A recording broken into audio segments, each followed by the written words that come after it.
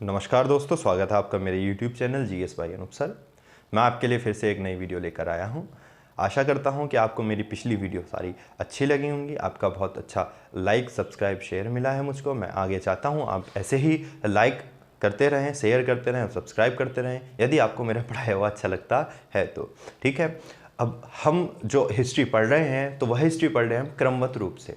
हम आधुनिक भारत का इतिहास पढ़ रहे हैं और आधुनिक भारत के इतिहास में मैंने आपको जितनी भी अभी तक वीडियो दी हैं 3-4, वह सब के सब क्रम के अनुसार में थी। आज उसी क्रम को आगे बढ़ाते हुए हम नई वीडियो लेकर आए हैं और इस नई वीडियो का जो क्रम होता है वह यह है कि भारत में डैनिश ईस्ट इंडिया कंपनी तथा फ्रांसीसी ईस्ट इंडिया कंपनी का आगमन।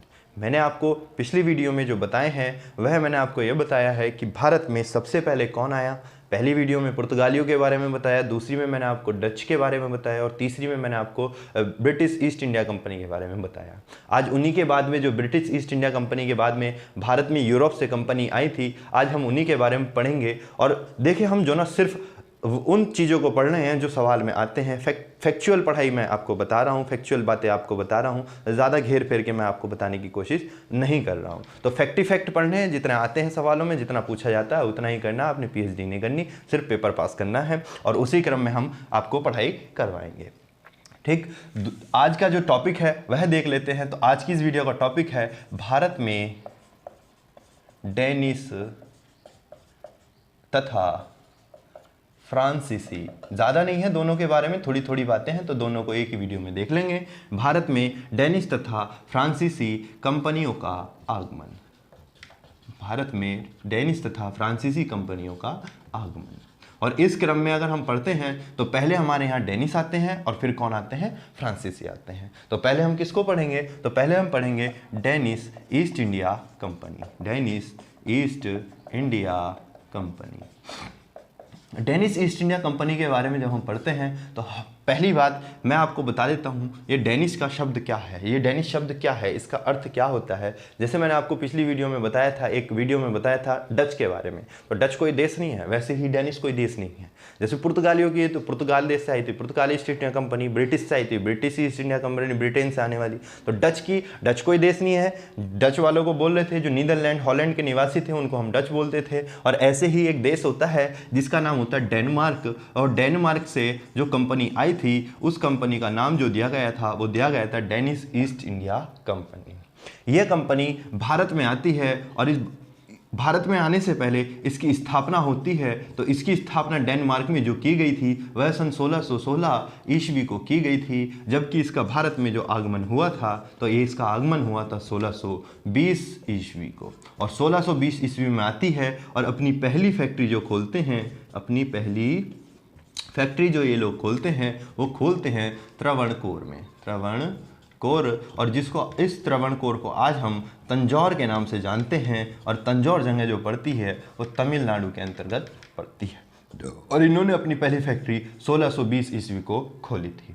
उसके बाद इनकी जो दूसरी फैक्ट्री खुलती है तो ये अपनी दूसरी फैक्ट्री खोलते हैं और दूसरी फैक्ट्री की जो स्थापना करते हैं वह सन 1676 ईस्वी को एक जगह होती है जिसका नाम होता है श्री रामपुर। और श्री रामपुर जो जगह होती है वो पश्चिम बंगाल के अंतर्गत आती है।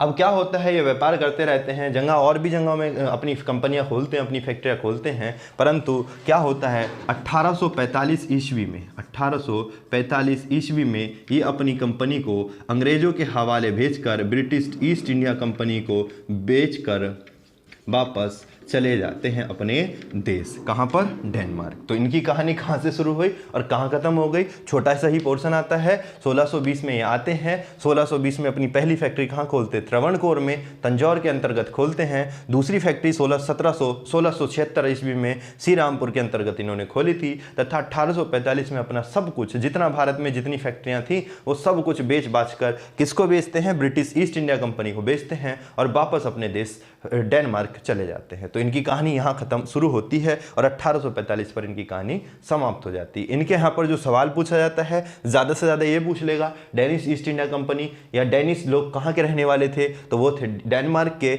उनका जो आगमन हुआ था कब हुआ था, 1620। पहली फैक्ट्री कब खोली थी, तंजौर में। और उनका भारत से जो पतन हुआ था या भारत से जो गए थे, गमन हुआ था, वो कब हुआ था, तो वो हुआ था 1845। या एक सवाल यह बन सकता है कि डेनिश ईस्ट इंडिया कंपनी अपना सब कुछ किस कंपनी को बेचकर चली गई थी, तो वह कंपनी थी ब्रिटिश ईस्ट इंडिया कंपनी को बेचकर ये सब कुछ चले गए थे यहाँ से। अब किसके बारे में पढ़ेंगे हम, फ्रांसीसी ईस्ट इंडिया कंपनी। फ्रांसीसी ईस्ट इंडिया कंपनी। देखो भाई, अगर मेरी मात्राओं में कहीं पर गलती होती है तो आप उसको इग्नोर कर दें, ठीक है। कंपनी तो उसको इग्नोर करें, मात्राओं में मेरी थोड़ी बहुत गलतियां होती रहती हैं, लिखते हुए पता नहीं चलता कौन सी मात्रा कहाँ लगानी है। फ्रांसीसी ईस्ट इंडिया कंपनी के बारे में हम बात करते हैं।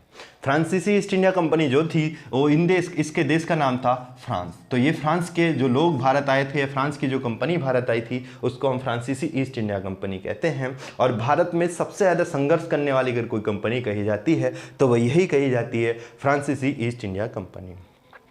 दूसरी बात मैं आपको बता देता हूँ, ये जो फ्रांसीसी ईस्ट इंडिया कंपनी थी यह एक सरकारी कंपनी थी।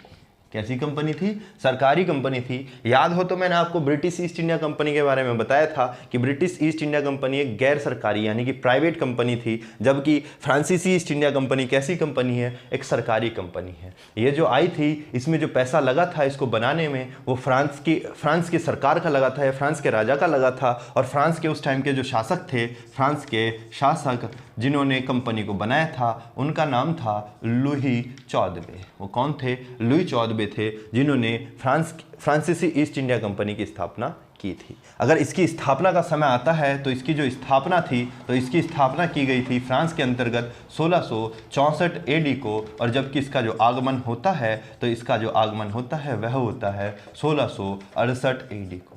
ये 1668 में आते हैं और अपनी पहली फैक्ट्री जो खोलते हैं वह ये कहाँ पर खोलते हैं, तो ये सूरत के अंतर्गत अपनी पहली फैक्ट्री खोलते हैं। आगे आपको बात समझ में, 1668 में आए, 1668 में ही इन्होंने अपनी पहली फैक्ट्री कहाँ पर खोली, सूरत। दूसरी फैक्ट्री की बात करते हैं तो पहली ना पूछकर दूसरी भी पूछ सकता है। तो दूसरी फैक्ट्री 1 साल बाद खोलते हैं 1669 में। और यह जो खोलते हैं वो खोलते हैं मसूलीपट्टनम। कहाँ पर खोलते हैं, मसूलीपट्टनम के अंतर्गत अपनी दूसरी फैक्ट्री खोलते हैं। अब यहाँ पर एक बात आती है, एक व्यक्ति आया था फ्रांसीसी ईस्ट इंडिया कंपनी अपने देखे क्या होता है, फ्रांसीसी ईस्ट इंडिया कंपनी अपना व्यापार कर रही थी, आराम से, कोई बात नहीं होती, कोई दिक्कत नहीं आती, व्यापार करती रहती है। उसके बाद एक समय आता है 1674। कब, 1674 में एक व्यक्ति आता है, फ्रांसीसी गवर्नर। क्या था वो, फ्रांसीसी गवर्नर, और इसका नाम था फ्रैंक मार्टिन। गवर्नर था जिसका नाम था फ्रैंको मार्टिन। और फ्रैंको मार्टिन भारत आता है और भारत में पादुचेरी की स्थापना करता है। तो पादुचेरी की जो स्थापना की थी और किन्होंने की थी, तो वो फ्रांसीसियों ने की थी। और किसी व्यक्ति का नाम आता है तो वो था फ्रैंको मार्टिन, जिसने 1674 ईस्वी में पांडुचेरी की स्थापना की थी। इसके बाद क्या हो, 1690 में एक और फैक्ट्री खोलते हैं, चंद्रनगर। 1690 में कहाँ खोलते हैं, तो 1690 ईस्वी में एक कंपनी और खोलते हैं जिसका नाम था चंद्रनगर। और चंद्रनगर जो पड़ता है वो बंगाल के अंतर्गत पड़ता है।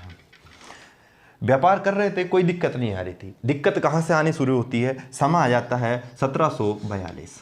1742 तक इस कंपनी ने केवल व्यापार किया। क्या था, व्यापार, केवल व्यापार पर, कहीं पर किसी को जीतने का कोई मंशा नहीं थी इनकी। 1742 तक। 1742 के बाद क्या होता है वो देखिए। तो 1742 में इस कंपनी का एक गवर्नर आता है, नया गवर्नर, जिसका नाम था ड्यूप्ले। कौन था, ड्यूप्ले। अब ड्यूप्ले महोदय भारत आते हैं और ड्यूप्ले महोदय जो थे वो थोड़ा सा उग्र प्रवृत्ति के थे। उग्र प्रवृत्ति मतलब वो जीतने, मारने, काटने में ज़्यादा विश्वास रखते थे कि और जो कंपनियां हैं उनको अगर हम लूटेंगे, उनके राज्यों को लूटेंगे। जैसे मान लीजिए ब्रिटिश ईस्ट इंडिया कंपनी, देखो सूरत बताया था मैंने, तो सूरत में तो इन्होंने भी अपनी कंपनी खोली थी। और इनसे पहले already British east India company ने भी अपनी फैक्ट्री कहाँ खोल रखी थी, सूरत में। अब ये डुप्ले क्या विश्वास रखता था कि मेरा है ही, जो मेरे पास में है मेरी फैक्ट्री तो वो तो है ही, उसके अंदर जितना भी मसाला है, अब मैं अगर ब्रिटिश ईस्ट इंडिया कंपनी का जो मसाला रखा हुआ है जहाँ पर फैक्ट्री, अगर मैं उसको लूट लेता हूँ, उनको मारकर हरा देता हूँ, तो उनका जो मसाला होगा वो भी मेरे पास आ जाएगा। ये इस प्रकार से अपना व्यापार बढ़ाना चाहता था, व्यापार के साथ साथ राज्य भी विस्तार करना चाहता था। तो भारत में इसने 2-3 नीतियां अपनाई थी, वो इंपॉर्टेंट होती हैं, कभी कभी पूछ ली जाती है। तो भारत में इसने एक तो आंतरिक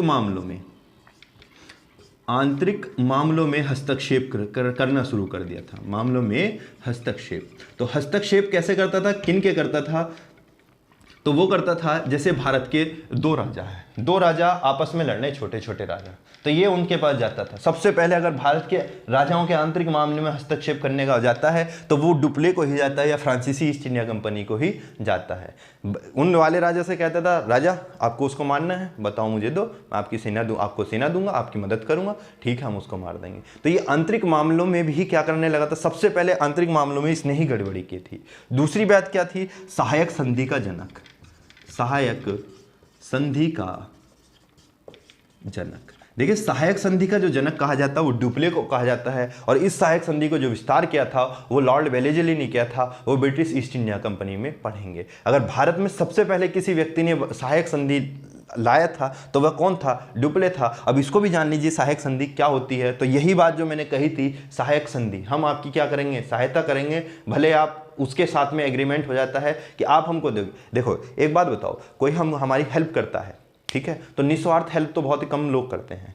अब स्वार्थ में ही करते हैं, कोई भी व्यक्ति हेल्प स्वार्थ में ही करता है, तो स्वार्थ छिपा होता था। और स्वार्थ क्या होता था, मतलब अगर हम आपकी हेल्प करेंगे तो आप भी हमारे बदले में हमको कुछ ना कुछ करोगे, और उसके लिए पहले ही एग्रीमेंट करवा लेता था, जिस एग्रीमेंट को या जिस समझौते को सहायक संधि कहते थे। जैसे 2 राज्य हैं, ये वाला राज्य है और ये वाला राज्य है, अब ये वाला राज्य की इस वाले राज्य से लड़ाई हो रही है, तो डुप्ले जाता है इनके पास और इनसे कहता है सहायक संधि के नाम पर कि भैया हमसे सहायक संधि कर लो और हम क्या करेंगे, आपको सेना देंगे। अब जब दोनों का युद्ध होगा तो मैं आपको क्या करूंगा, सेना दूंगा। अब शर्त एक और रख देता था कि इसके बदले मुझे चाहिए पूरे राज्य से टैक्स फ्री व्यापार, कि आपके पूरे राज्य से जितना आपका पूरा राज्य होगा उससे मैं बिना टैक्स के व्यापार करूंगा। अब राजा भी सोचता था यार कर लो, तो उस हिसाब से सहायक संधि जो सबसे पहले लाया था डुप्ले, और इसी सहायक संधि को बाद में जाकर, बहुत टाइम बाद में जाकर एक गवर्नर होते ब्रिटिश ईस्ट इंडिया कंपनी के, जिनका नाम होता लॉर्ड वेलेजली, और वो इस सहायक संधि को बहुत ज़्यादा विस्तार रूप देते हैं। उसके साथ साथ क्या होता है, डुप्ले जब भारत में था तो डुप्ले के समय ही शुरू हो गए थे कर्नाटक युद्ध, वेरी वेरी इंपॉर्टेंट कर्नाटक युद्ध, जो किसके समय से शुरू हुए थे, डुप्ले के समय से। वही बात कि ये उस प्रवृत्ति पर विश्वास रखता था कि अगर मैं ब्रिटिश ईस्ट इंडिया कंपनी को लूट लेता हूं, उनकी फैक्ट्री को लूट लेता हूं, तो मेरे धन में क्या होगी, वृद्धि होगी। इसी कारण से 3 कर्नाटक युद्ध हुए हैं जो फ्रांसीसियों के किस किस के बीच हुए हैं,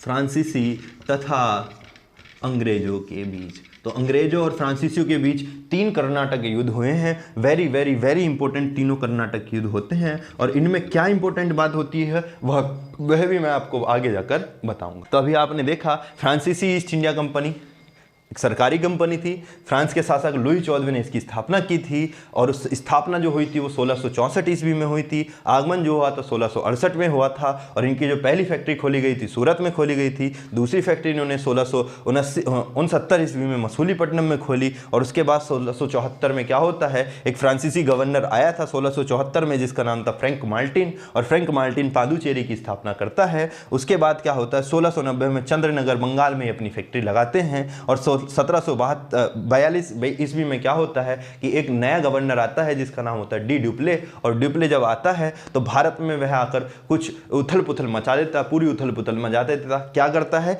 3 काम इंपॉर्टेंट होते हैं उसके, भारत के राजाओं के आंतरिक मामलों में हस्तक्षेप करना शुरू कर देता है, साथ ही वह सहायक संधि का जनक भी कहा जाता है, सहायक संधि को लाता है, और साथ में उसी के समय से शुरू हो जाते हैं आपके कर्नाटक युद्ध। 3 पूरे कर्नाटक युद्ध हुए हैं, और वह किन के बीच हुए, फ्रांसीसी और अंग्रेजों के बीच में 3 कर्नाटक युद्ध हुए हैं। अब इन 3 कर्नाटक युद्धों के बारे में मैं आपको एक सेपरेट वीडियो 5 मिनट की रहेगी वो अलग से बता दूंगा, क्योंकि इनमें बहुत कुछ बताना होता है। अगर मैं इसी में जोड़ता हूं तो ये बहुत बड़ी वीडियो हो जाती है। तो कर्नाटक युद्ध के लिए मैं 5 मिनट की अलग से वीडियो दूंगा आपको। तो आज के लिए इस वीडियो में इतना ही। और यदि आपको देखो भाई मेरा पढ़ाया हुआ अच्छा लगता है तो प्लीज़ शेयर करें, सब्सक्राइब करें, ज़्यादा से ज़्यादा बच्चों पर पहुंचाएं ताकि ज़्यादा से ज़्यादा बच्चे अच्छी तरीके से अपनी तैयारी कर पाएँ।